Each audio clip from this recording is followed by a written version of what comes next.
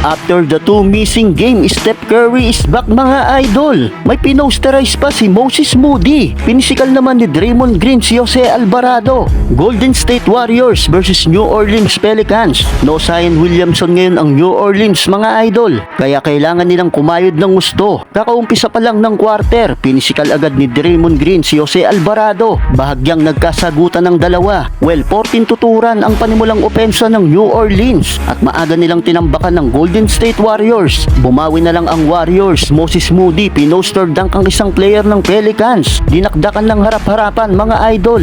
After nyan, nakasagot na ang Warriors sa opensa. Kaya naibaba nila sa single digits ang lamang ng New Orleans. May 3 points with 4 assists na si Steph Curry. Pero hawak ng New Orleans ang 7 points lead sa first quarter, 28-21. Second quarter, Jimmy Butler and Quinton Post. He can give back-to-back 3-pointer for the Warriors. Better offense na ang ginagawa ng Warriors sa quarter na to. Nagpaparamdam na rin ang greatest shooter sa opensa. Parang hindi nang galing sa injury si Curry. Hirap sabayan ng kalaban ng kanyang bilis. Muntik pang madulas ang bantay kakahabol sa kanya. Eto pa mga idol, another pass to slay for Steph. Iwan ng defender. Sabay bitaw ng 3-pointer. Grabe si Curry, napaka-energetic ng galaw. Warriors take the lead. Yun nga lang, muling na-retake ng Pelicans ang kalamangan dahil sa run na ginawa nila. Nagpabaon pa ng 3-pointer si Steph bago magtapos ang quarter. Pero hawak pa rin ng New Orleans ang 3 points lead, 50-53 end of half. Entering the third quarter, on the run na ang Warriors. Sinimulan ni Brandon Podziemski sa isang layup. Stephen Curry with the wide 3-pointer. Attack mode na rin si Jimmy Butler sa painted area.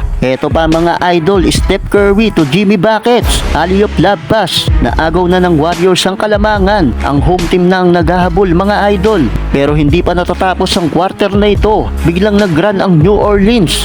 Kaya natapos ang third quarter, 83-82. 1 point lead by the Warriors. Last and final quarter, dito ay kumamada na ang Warriors at unti-unti ay binabaon na nila ang home team. Umabot pa sa double digits ang hinahabol ng New Orleans. Hindi na mapigilan si Jimmy Butler. Panay atake na sa ilalim ng basket. Buddy Hield with the wing 3-pointer and 1 para lalong palobohin ang kanilang kalamangan. Nakakasagot pa naman ang New Orleans. Yun nga lang, malaki na ang hinahabol nila. Sa uli, nakuha ng Golden State Warriors ang panalo. Final score 111-95. Nakapagtala ng 23 points si Steph Curry, 18 kay Jimmy Butler, 16 points si Jonathan Kuminga. Sa New Orleans, pinangunahan ni Bruce Brown with 18 points. Sinundan ng 12 points ni Ibes BC, 10 points kay Jose Alvarado,